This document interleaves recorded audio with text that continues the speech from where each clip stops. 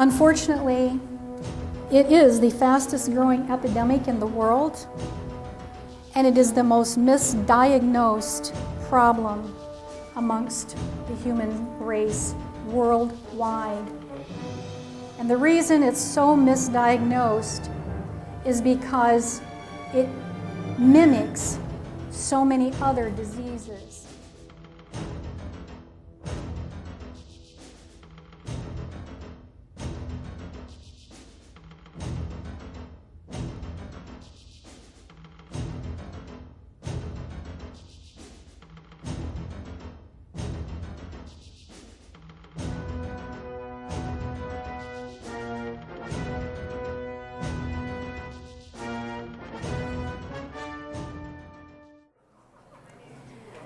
My name is Connie Andrews, and I have a clinic in White Pigeon, Michigan, and White Pigeon is located straight south of Kalamazoo.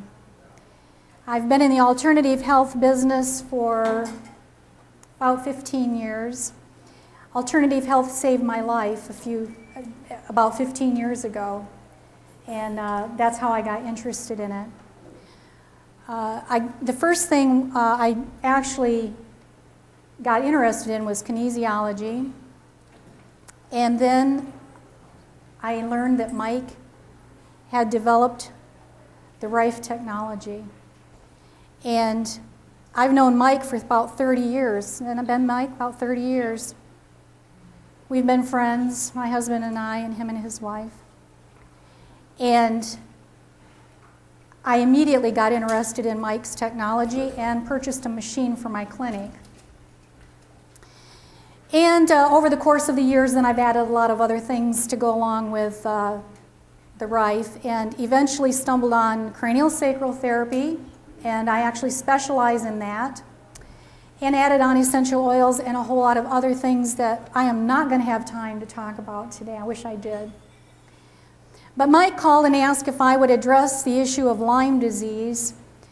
Early on in my practice, after I'd gotten a Rife machine, and I've had my Rife machine, it's one of the first ones Mike produced, I started getting clients with bizarre problems.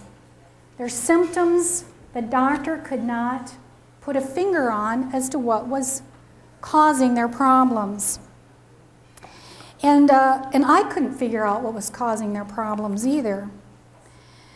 And then I happened on a clinic down in Shipshewana that gave me some information on Lyme disease. And I started going over the symptoms with my clients that had all these mysterious problems, and they were matching up to an awful lot of the symptoms.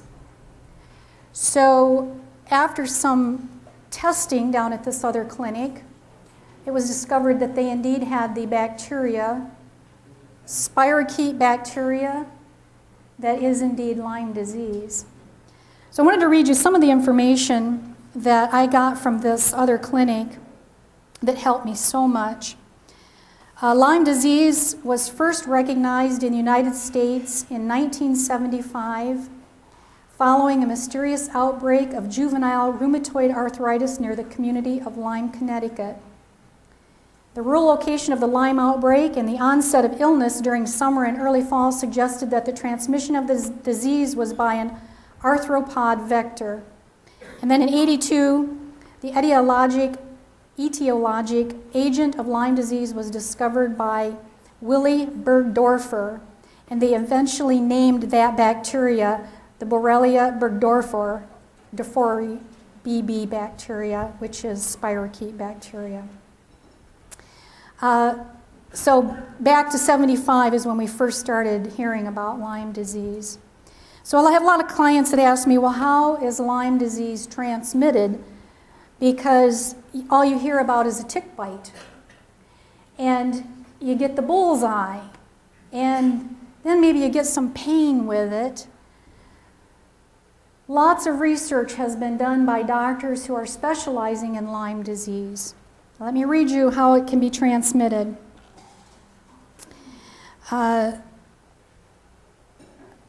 It's not exclusively vector-borne. Compelling evidence supports vertical, congenital, horizontal, sexual, human-to-human transfer. Other frontline physicians are arriving at the same conclusions.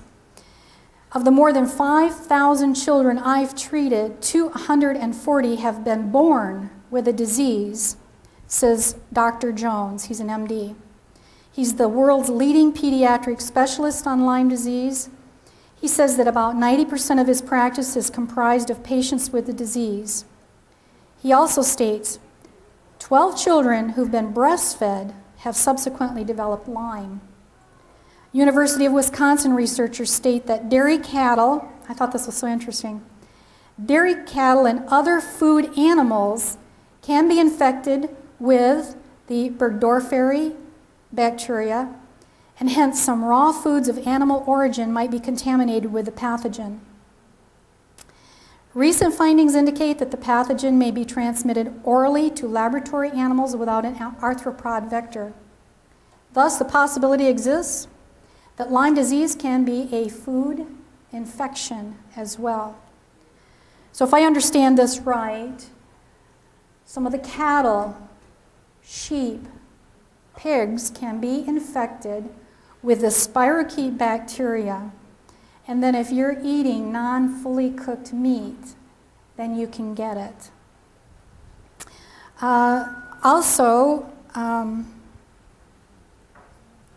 It can be carried and transmitted by fleas, mosquitoes, and mites. Unfortunately, it is the fastest growing epidemic in the world, and it is the most misdiagnosed problem amongst the human race worldwide. And the reason it's so misdiagnosed is because it mimics so many other diseases, and yet people are treated for those, diagnosed and treated for those by their doctors, and don't get better. And that's because they're not being treated correctly, because they actually have Lyme's disease. In my clinic, I've treated many people that have come in at their wits' end. They don't know where else to go. One of my very first clients that had Lyme disease was a woman named Norma. She'd been a friend of mine for about 15 years and had lived in the same town that I lived in and attended the same congregation that I had attended. And she was sick when I met her 15 years ago. Well, it's been 20 years ago now. And then they moved to California after a couple years, and then they eventually settled in Florida. And her husband called about 4 years ago, and he said, Norma's bedridden. The doctors can't find out what's wrong with her. She's diagnosed with chronic fatigue and fibromyalgia. And he said, she can't do anything. And he said, I'm losing her. I'm sending her up. And I'm thinking, oh my goodness, this is a friend of mine. So we picked her up at the airport, and she spent a month with me. And I took her down to this clinic in Shipshewana that does the live cell analysis that Mike had shown you on the screen here. And they found the spirochete bacteria. And we started treatments on the Rife machine right away. They recommended TOA-free cat's claw, which is an herb. It's not regular cat's claw, it's a chemotype cat's claw. And wanted her to get up to 15 drops 3 times a day of that. After several treatments, she was ready to go back home. She bought a Rife machine before she went home, or maybe ordered it after she got home. And Norma is active, feels normal, and has regained her life.